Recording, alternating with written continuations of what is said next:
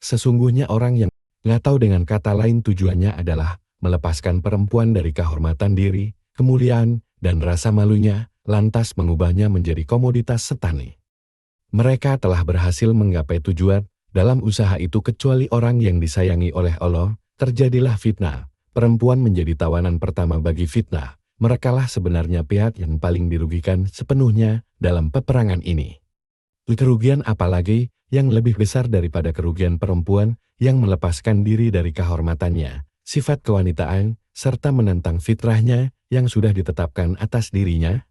Dia sekarang berubah menjadi corong setan sesudah menjadi pendakwa yang menyeru kepada Ar-Rahman. Dia pasti akan mendapatkan bagiannya dari laknat di dunia dan keharaman di akhirat. Dari Abu Sa'id Al-Khudri radhiyallahu anhu, Nabi Shallallahu alaihi wasallam bersabda, "Sesungguhnya dunia ini lezat dan hijau. Sesungguhnya Allah menguasakan kalian untuk mengurusinya. Lantas Dia akan melihat bagaimana perbuatan kalian. Berhati-hatilah kalian terhadap dunia. Dan berhati-hatilah pula terhadap kaum wanita, karena awal fitnah Bani Israel itu terjadi dalam soal wanita." Sahih Muslim, Ar-Rikad, Hadits No. 2742. Kami katakan, pada hadits ini terkandung dua petunjuk. Pertama, besarnya fitnah wanita, karena inilah Nabi Shallallahu alaihi wasallam menjadikannya setara dengan fitnah dunia secara total. Kedua, fitnah wanita itu adalah fitnah pembinasa, penghancur, dan tali setan yang kuat. Umat risalah sebelum kita, yakni Bani Israel, sudah diuji dengan fitnah ini dan terbukti pula kebinasaan mereka itu disebabkan oleh fitnah tersebut. Umat penutup ini juga diuji dengan fitnah yang sama, dan sekarang ini masih terus diuji. Kita memohon kepada Allah keselamatan darinya. Dari Abu Hurairah radhiyallahu anhu, Rasulullah Shallallahu alaihi wasallam bersabda, "Ada dua golongan yang aku belum pernah melihat keduanya. Satu suatu kaum yang membawa cemeti-cemeti seperti ekor sapi. Mereka mencambuki manusia dengannya, serta dua wanita-wanita yang berpakaian tetapi telanjang. Yang menyimpang dari ketaatan kepada Allah dan menyimpangkan orang lain, kepala mereka seperti punuk unta yang miring. Mereka tidak masuk surga dan tidak mencium bau anginnya, padahal bau wanginya bisa tercium dari jarak perjalanan sekian dan sekian." Sahih Muslim, Al-Libas wa Azina, Hadits No. 2128. Penjelasan. Hadits ini mengisyaratkan bahwa ada dua golongan calon penghuni neraka dari kalangan umat Muhammad Shallallahu alaihi wasallam yang belum pernah beliau lihat di zaman beliau. Dua golongan ini hanya akan ada pada masa-masa sepeninggal beliau. Salah satu dari dua golongan itu adalah kaum wanita yang berpakaian tetapi telanjang. Yang dimaksud dengan istilah ini adalah wanita tersebut telanjang walaupun dia telah mengenakan pakaian menurut pengetahuan orang awam. Akan tetapi dia tetap dianggap telanjang bila dipandang dengan kacamata syariat. Dia itu, jika dilihat dari sisi belum terpenuhinya syarat-syarat yang harus ada bagi pakaian perempuan yang mereka kenakan. Mungkin karena tipisnya kain bajunya, atau karena sempitnya ketatnya, atau karena dia tidak menutup auratnya secara sempurna, atau transparannya baju yang dipakai sehingga masih menampakkan tubuh yang ada di dalamnya. Makna-makna yang telah dipaparkan inilah yang telah menjadi ujian mayoritas wanita muslimah pada zaman kita sekarang ini. Lebih dari itu, isyarat dari hadits ini telah terbukti kebenarannya pada level yang tidak terbantahkan pada zaman kita. Ini juga menjadi salah satu bukti kenabian Muhammad Shallallahu alaihi wasallam. Karakter yang beliau paparkan itu, andai kata kita hendak mengungkapkan kenyataan yang terjadi pada sebagian besar kaum wanita masa kini, niscaya kita tidak dapati ungkapan yang lebih tepat, lebih ringkas, dan lebih komprehensif daripada ungkapan kenabian tersebut. Paparan Nabi Shallallahu alaihi wasallam ini mendahulukan lafal memilat wanita-wanita yang mengajarkan perilaku buruk kepada wanita lainnya daripada lafal meilat wanita-wanita yang menyimpang dari ketaatan kepada Allah, karena bahaya fitnah wanita yang kedua ini menyerang dan berdampak terhadap wanita lain, serta kecepatan penyebaran pengaruh buruknya bagaikan kecepatan api ketika melahap ranting-ranting yang kering. Para wanita yang dideskripsikan sifatnya oleh Nabi Shallallahu alaihi wasallam ini mampu menyimpangkan hati hamba Allah dari kebenaran, keutamaan, dan jalan keselamatan. Lafal mumilat disebutkan secara mutlak tanpa dibatasi oleh lafal apapun agar tergambar dari sela-selanya semua bentuk penyimpangan. Mengapa? Karena mereka mampu menyimpangkan hati kaum pria dengan fitnah mereka, menyimpangkan wanita lainnya agar meniru mereka, juga menyimpangkan para dai agar selalu sibuk mengatasi fitnah mereka ini, sehingga terlalaikan dari menangani fitnah dan bahaya eksternal yang menyerang umat Islam, dan seterusnya. Sebagian kalangan menyatakan adanya permasalahan pada hadits ini, seraya berucap, sesungguhnya indikasi mumilat wanita-wanita yang mengajarkan kelakuan buruk kepada wanita lain itu sudah cukup untuk menunjukkan bahwa mereka adalah mailat wanita-wanita yang menyimpang dari ketaatan kepada Allah. Karena orang yang bergerak untuk menyesatkan orang lain dan menyimpangkannya dari jalan kebenaran pasti dirinya sendiri telah tersesat dan menyimpang. Jika tidak, bagaimana mungkin orang yang mendapatkan hidayah untuk dirinya akan menyesatkan orang lain?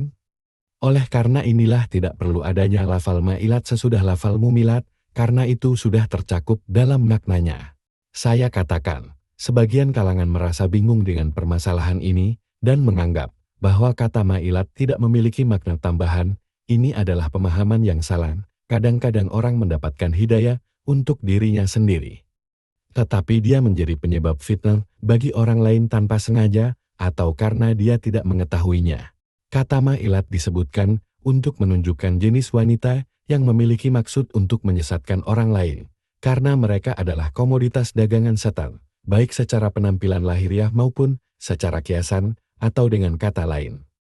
Mereka adalah kaum wanita yang dididik dengan pendidikan yang menyimpang dan mereka berupaya menyebarluaskan pendidikan ini kepada wanita yang lainnya. Ditambahkan makna lain dari kata mailat untuk menunjukkan karakter aksi mereka yang berkeliaran di jalan-jalan dengan maksud untuk mempengaruhi dan menggoda orang lain. Salah satu sifat golongan wanita itu yang dijelaskan dalam hadits adalah kepala mereka seperti punuk unta. Itu sebagai kiasan karena mereka membesarkan sanggul rambutnya secara terang-terangan, bisa jadi dengan menambahkan ikat kepala padanya atau dengan sanggul, atau dengan berbagai jenis mode rambut lainnya. Sehingga mereka dengan besarnya gundukan rambut mereka ini diserupakan dengan punuk unta. Salah satu makna yang disebutkan oleh Imam An-Nawawi rahimahullah adalah dikatakan bahwa maknanya adalah wanita-wanita yang berpakaian dari nikmat Allah tetapi telanjang dari mensyukurinya. Dikatakan juga bahwa mailat maksudnya adalah mereka menyisir rambutnya dengan cara bersisir yang menyimpang, yakni cara bersisir para pelacur. Sedangkan makna mumilat adalah mereka menyisir rambut wanita selain mereka dengan cara bersisir model pelacur itu, Syarh Muslim. Kami katakan, keterangan yang dipaparkan oleh An-Nawawi berkenaan dengan makna-makna yang dikandung oleh hadits ini untuk mengartikan secara umum lafal mailat mumilat.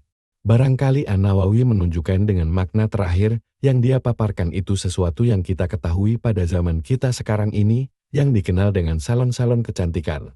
Hadits ini menunjukkan besarnya dosa yang ditanggung para wanita itu, serta besarnya beban dosa yang dipikul oleh mereka. Karena mereka tidak hanya diharamkan dari masuk ke dalam surga saja, bahkan lebih dari itu, mereka juga diharamkan dari mencium bau wanginya. Ini merupakan gaya bahasa hiperbolis dalam menjelaskan besarnya dosa yang mereka kerjakan dan akibat yang harus mereka tanggung. Dari Abdullah bin Amr radhiyallahu anhuma, dia berkata, aku mendengar Rasulullah Shallallahu Alaihi Wasallam bersabda, akan ada di kalangan akhir umatku sejumlah pria yang menaiki kendaraan yang syarat muatan. Mereka seperti kaum pria sekarang ini zaman Nabi Shallallahu Alaihi Wasallam. Mereka turun ke pintu-pintu masjid.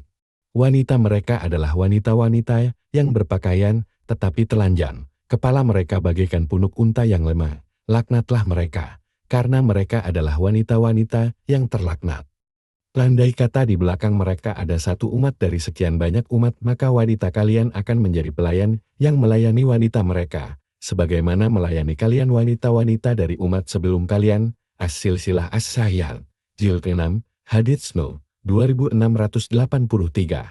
Kami katakan, sudah jelas hadits ini mirip dengan hadits sebelumnya, akan tetapi pada hadits ini ada beberapa tambahan, di antaranya penjelasan bahwa apa yang diberitakan di dalamnya akan terjadi pada generasi terakhir dari umat ini. Bukti-bukti yang ada menunjukkan bahwa sekarang ini adalah zamannya.